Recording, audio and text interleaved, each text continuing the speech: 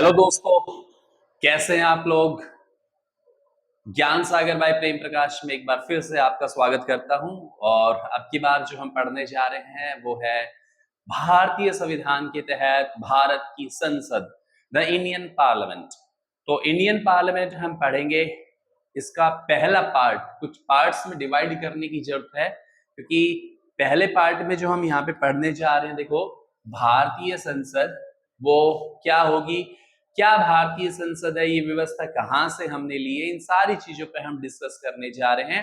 तो बगैर टाइम खराब किए हुए आपने एक चीज नोटिस की होगी, हम कभी भी आते हैं अपने चैनल पर, हम सीधा अपने टॉपिक पे बात करते हैं क्योंकि टाइम बहुत कीमती है और हमें इसकी कद्र करनी चाहिए, इसलिए हम सीधे अपने टॉपिक पे आ रहे हैं और इसको पढ़ रहे हैं। तो देखिएगा, भारतीय संसद का जहां तक सवाल है, तो भारतीय संसद का जो विवरण है ना, वो संविधान के अनुच्छेद 79 में है। क्लियर। अब भारतीय संसद हमने कहां से ली है संसदीय व्यवस्था, तो हमने पढ़ा था भारतीय संविधान के विदेशी स्रोत, उसमें हमने ब्रिटेन से पढ़ा था। ब्रिटेन से हमने संसदीय प्रणाली ली थी, या हम कह सकते हैं संसदीय व्यवस्था, संसदीय प्रणाली, ये हमने कहां से ली थी, ब्रिटेन से ली थी। क्लियर। और हमारे जो संसद है वो बी केमरल है, मतलब बी केमरल, बाई केमरल का मतलब है दो सदनीय, दो सदन है हमारी संसद के। जो उच्च सदन है उसको हम कहते हैं राज्यसभा, और जो निम्न सदन है वो कहलाता है लोकसभा। अब जो राज्यसभा है इसका विवरण है संविधान के अनुच्छेद 80 में, और लोकसभा का विवरण है संविधान के अनुच्छेद 81 में। अब देखो, मैंने कहा हमने ब्रिटेन से व्यवस्था ली थी, इसलिए ब्रिटेन का जो निम्न सदन है ना, निम्न सदन, उसको कहते हैं हाउस ऑफ कॉमन। ये थोड़ी सी जानकारी आपको जरूर होनी चाहिए, संसद को डिटेल में पढ़ने से पहले इसकी प्रायर चीजें है वो समझ लेना, वो बहुत जरूरी है पहले जानना। और लास्ट तक वीडियो में बने रहिएगा, बहुत इंपॉर्टेंट आज हम संसद का टॉपिक करने जा रहे हैं, बहुत से फैक्ट्स यहाँ पे हम डिस्कस करेंगे। तो निम्न सदन जो है वो हाउस ऑफ कॉमन कहलाता है, कहां पर, ब्रिटेन की बात कर रहा हूं। और वहां का उच्च सदन कहलाता है House of Lords, House of Lords. तो हमने यहीं से कॉपी की है, हमने हाउस ऑफ लॉर्ड से क्या ले लिया है, हमारे राज्यसभा, और हाउस ऑफ कॉमन से हमने ले लिया है लोकसभा। कई बार क्वेश्चन ये आता है, कंपैरिजन में पूछ लिया जाता है, तुलना की जाती है कि बताओ ब्रिटेन का जो निम्न सदन है वो भारतीय संसद के कौन से सदन के समकक्ष है, तो वो क्या हो जाएगा, लोकसभा। इतनी सी चीज यहां पर क्लियर हुई। अब हमारे पास आता है जो भारत की संसद है, भाई वो बनी किससे है, संसद किससे मिलकर बनी है। कई बार क्वेश्चन आया हुआ भी है, या फिर ऐसे भी पूछ लिया जाता है जो हमारी संसद है उसके अंग क्या है, उसके अंग। तो हमारी संसद के 3 अंग है, ध्यान देना, 3 अंग कौन कौन से हैं, भारत का राष्ट्रपति, लोकसभा, लोकसभा व राज्यसभा, राज्यसभा। ये 3 अंग है हमारी संसद के, इन तीनों अंग से बनी है हमारी संसद। क्लियर। आर्टिकल 52 में क्या है, राष्ट्रपति, आर्टिकल 80 में क्या है, राज्यसभा, 81 में क्या है, लोकसभा। इन सब पर हम चर्चा करेंगे, लेकिन इन सब को जानने से पहले हम यहाँ पे बात कर रहे हैं अपने संसद भवन की। तो सबसे पहले जरूरी है अपने संसद भवन को लेकर, क्या है संसद भवन। तो आपको पता है, अगर हम संसद भवन की बात करते हैं तो हमारा नया संसद भवन लोकार्पण हो चुका है। ठीक है, हमारा जो नया संसद है, प्रधानमंत्री नरेंद्र मोदी जी ने 28 मई 2023 को नए संसद भवन का उद्घाटन किया। अब जितनी भी कार्रवाई होती है वो नए संसद भवन में होती है। तो अब हमें ये जानना भी जरूरी है कि हमारा सबसे पहले जो संसद भवन था, जिसको हम नाम दे रहे हैं यहाँ पर old, old parliament, old parliament, old parliament का मतलब है संसद, और इसके भवन की ओर पहले मैं बात कर रहा हूं। देखो जो पुराना संसद भवन है ना, इसकी खास बात यह है कि ये अंग्रेजों द्वारा निर्मित कराया गया था, ठीक है। और ये कैसा है, इसकी विशेषता क्या है कि ये सर्कुलर है, मतलब ये इस तरीके से गोल है, सर्कुलर भवन बनाया गया है। अब इसको जो डिजाइन किया था, ध्यान देना, इसका जो डिजाइन किया था वो किया था एक अंग्रेज अधिकारी थे जिनका नाम था sir Edwin Lutyens, sir Edwin, sir Edwin Lutyens, ध्यान देना। इन्होंने, और एक नाम और भी जुड़ा है इनके साथ, Herbert baker, Herbert, Herbert baker, ठीक है। इन्होंने ओल्ड संसद भवन का डिजाइन दिया था। कब डिजाइन किया था? तो 1912 और 13 में ये डिजाइन पेश किया अंग्रेजों के सामने, और उसको क्या दे दी गई? अनुमति दे दी गई। अब 1921 में, 1921 में जो ओल्ड संसद थी ना, ओल्ड संसद भवन, उसका क्या किया गया? उसका फाउंडेशन रखा गया, मतलब उसकी नींव रखी गई। भाई नए संसद भवन पढ़ने से पहले पुराना संसद भवन आपकी समझ में आना चाहिए। तो इसकी नींव रखी गई 1921 में, और इसमें पता है 144 पिलर होते थे। इस संसद भवन में 144 पिलर का मतलब होता है जो खंबे होते हैं, पिलर्स, 144 पिलर थे। तो एक तो आपको ये पता होना चाहिए कि सारे के सारे पिलर किससे बने थे? ग्रेनाइट स्टोन से बने हुए थे। ये आपने जरूर देखा भी होगा, आप नेट पे भी देख सकते हो ओल्ड संसद भवन। तो एक तो यहाँ पे ये चीज आपको क्लियर होनी चाहिए। लोकसभा राज्यसभा पढ़ेंगे, लेकिन उसको पढ़ने से पहले थोड़ी सी जानकारी हमें संसद की जरूर होनी चाहिए। बताइएगा, संसदीय व्यवस्था कहां से ली? ब्रिटेन से ली। हमारी संसद कैसी है? तो द्विसदनीय है। निम्न सदन क्या है? लोकसभा। उच्च सदन क्या है? राज्यसभा। लेकिन ओल्ड जो संसद भवन है वो किसने बनवाया? अंग्रेजों ने बनाया। ओल्ड संसद भवन को डिजाइन किसने किया था? सर एडविन ल्यूटिन्स ने, और हर्बर्ट बेकर ने किया था 1912-13 में। और ओल्ड संसद भवन की नींव कब रखी गई थी? 1921 के अंदर। और इसमें कितने पिलर थे? 144 पिलर्स थे जो ग्रेनाइट के बने हुए थे। ये जानकारी है हमारी संसद भवन। कौन सा संसद भवन? पुराना संसद भवन। अब हम बात करते हैं अपने नए संसद भवन की, न्यू बिल्डिंग, क्योंकि 2023 में ये बिल्डिंग काम में आ चुकी है, इसका उद्घाटन हो चुका था। और न्यू, अगर हम भवन की बात करते हैं, जो नया भवन है, अब थोड़ी सी जानकारी उससे और ले लेते हैं। देखो, ये जो भवन था, इस पे जो कुल लागत आई है, लागत मतलब अगर मैं इस प्रोजेक्ट की बात करता हूं तो इसमें जो पैसे खर्च हुए हैं वो हुए हैं 862 करोड़, 862 करोड़। ये हमारे क्या हुए हैं? इस पर एक्सपेंडिचर आया है, एक्सपेंस हुआ है।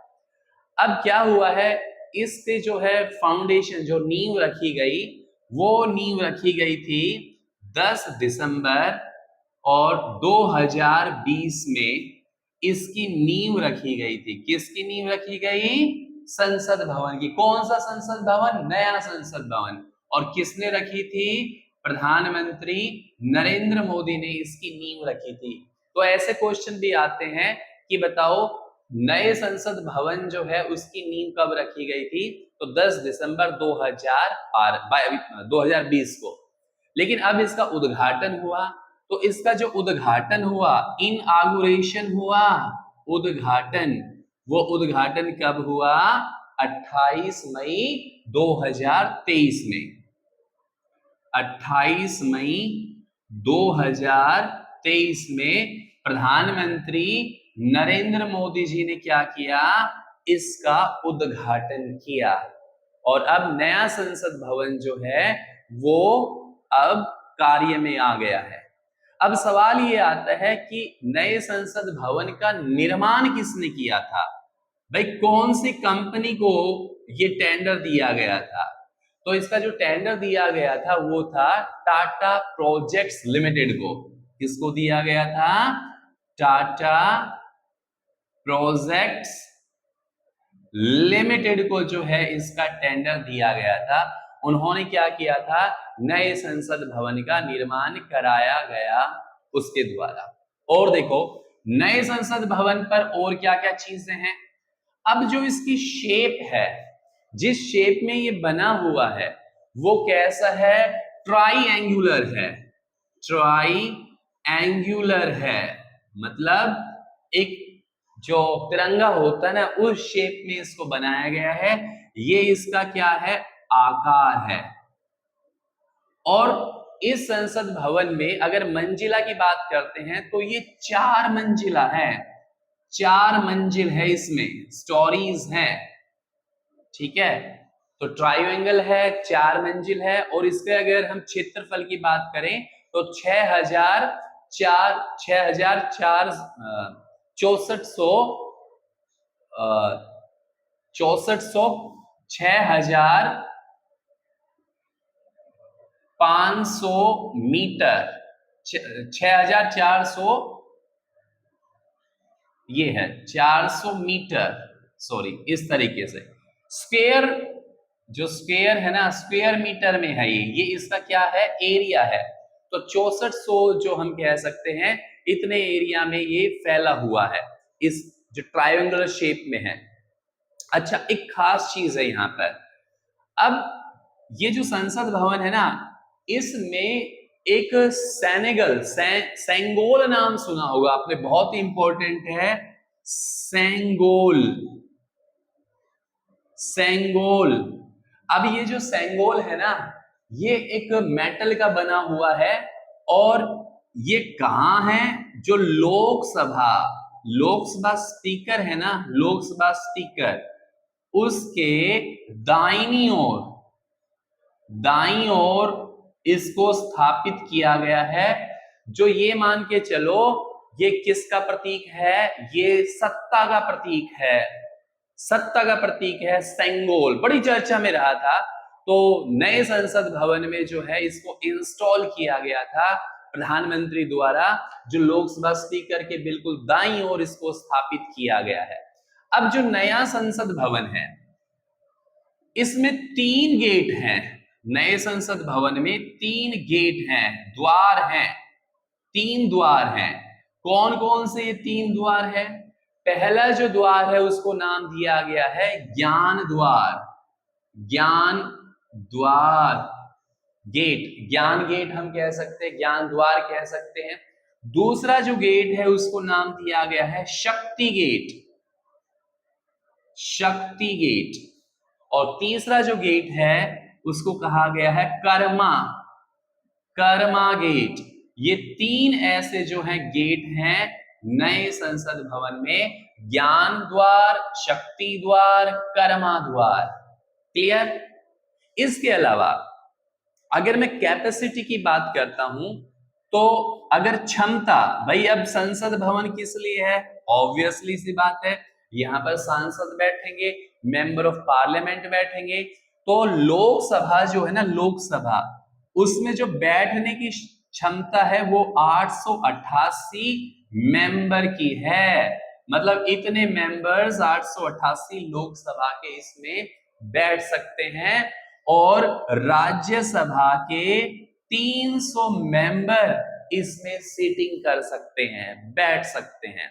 और अगर हम ज्वाइंट सीटिंग की बात करेंगे ना, आएगा ज्वाइंट सीटिंग कब होती है, संसद की संयुक्त बैठक की बात कर रहे हैं, तो उसमें ज्वाइंट सीटिंग, कई बार सिचुएशन ऐसी आ जाती है कि संयुक्त बैठक करनी पड़ जाती है, ज्वाइंट सीटिंग करनी पड़ जाती है। तो इसमें जो क्षमता है वो 1280 मेंबर्स, सदस्यों के बैठने की क्या है? क्षमता है। तो ये जानकारी थी हमारे पुराने संसद भवन और नए संसद भवन की। तो इंडियन पार्लियामेंट पढ़ने से पहले आपको इतनी जानकारी होना बहुत ही जरूरी है। नया संसद भवन और पुराना संसद भवन, इनमें क्या डिफरेंस है ये अब हम पढ़ चुके हैं। अब इसके दूसरे पहलू की ओर हम आते हैं। देखो, कुछ अमेरिकन राष्ट्रपति हैं, यूएस प्रेसिडेंट, अमेरिकी राष्ट्रपति, क्लियर, जो जिन्होंने क्या किया, हमारी जो संसद है ना, भारतीय संसद, उनको एड्रेस किया। एड्रेस का मतलब है उनको संबोधित किया, संबोधित किया। तो ऐसे कौन कौन से अमेरिकी राष्ट्रपति हैं जिन्होंने भारत की संसद को संबोधित किया है? तो आइए इसको भी हम जरूर देखते हैं, यहां से भी क्वेश्चन आ सकते हैं। तो आपको पता है, क्या आप बता सकते हो who was the first US president who visited India? ऐसे पहले जो अमेरिकी राष्ट्रपति थे उनका नाम था ड्वाइट आइजनहावर। आइजनहावर ये पहले अमेरिकी राष्ट्रपति थे, शॉर्ट में याद रखना है ना, डी आइजनहावर, जो भारत की यात्रा पर आए थे, ठीक है। और ये भारत की यात्रा पर कब आए? 1959 में। तो इन्होंने भारतीय संसद को संबोधित किया। दूसरी बात करता हूं तो नाम आता है जिम्मी कार्टर। जिम्मी कार्टर ये भी अमेरिकी राष्ट्रपति थे। ये भारत की जब यात्रा पर आए 1978 में, तो इन्होंने भी भारतीय संसद को क्या किया था? संबोधित किया था। इसके बाद आते हैं बिल क्लिंटन, अमेरिकी राष्ट्रपति थे बिल क्लिंटन। इन्होंने भी भारत की संसद को संबोधित किया था। ये 2000 में भारत की यात्रा पर आए थे, ठीक है। फिर इसके बाद आता है Barack Obama. Barack Obama, Obama इन्होंने 2010 में भारत की संसद को क्या किया था? संबोधित किया था। तो ध्यान रखना, 1 2 3 4 ऐसे 4 अमेरिकी राष्ट्रपति थे जिन्होंने भारत की संसद को संबोधित किया था। इसके अलावा ऐसे और भी 3 राष्ट्रपति हैं जो भारत आए लेकिन भारत की संसद को उन्होंने संबोधित नहीं किया। तो ऐसे और कौन से राष्ट्रपति हैं? 3 मैं बता रहा हूं यहां पर। तो सबसे पहले आता है Richard Nixon. Richard Nixon, Nixon ये अमेरिकी राष्ट्रपति थे जो भारत की यात्रा पर आए थे 1969 में, ठीक है। इन्होंने भारतीय संसद को संबोधित नहीं किया।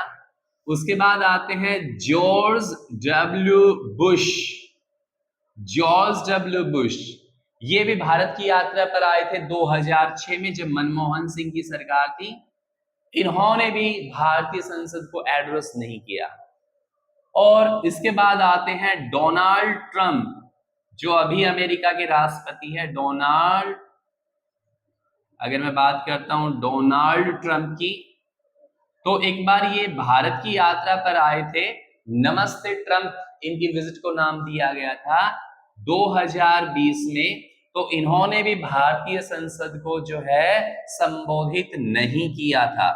तो ध्यान रखना, अभी तक केवल 4 ही अमेरिकी राष्ट्रपति भारत की यात्रा पर आए हैं। 4 और 3 7 आए हैं। इनमें से केवल 4 अमेरिकी राष्ट्रपति ने भारतीय संसद को संबोधित किया है, बाकी के 3 राष्ट्रपति ने संबोधित नहीं किया है। तो दोस्तों, संसद का एक परिवेश मैंने यहाँ पर वीडियो में समझाया है। अभी हमारा इसका जो गहराई से टॉपिक हम पढ़ने जा रहे हैं वो पढ़ेंगे राज्यसभा और लोकसभा। उसका हम अगले वीडियो में डिस्कशन करेंगे। तो आज के वीडियो में सिर्फ हमने इतना ही जाना है, इतना ही समझा है कि भारतीय संसद संविधान के अनुच्छेद 79 में है और हमारी संसद बिकेमरल लेजिस्लेचर है, मतलब दोहरा सदन है, 2 सदन है, लोकसभा और राज्यसभा। और हमारी संसद के केवल 3 ही अंग हैं, राष्ट्रपति, राज्यसभा और लोकसभा। और हमारी संसद का काम क्या है? देश के लिए विधान बनाना, कानून बनाना। और आगे हम नेक्स्ट इसमें डिटेल में पढ़ने वाले हैं, तो अभी तक सिर्फ इतना ही आप पढ़ो और अच्छे से इनके फैक्ट्स को समझो। दोनों में डिफरेंस समझना, ओल्ड पार्लियामेंट हाउस और न्यू पार्लियामेंट हाउस।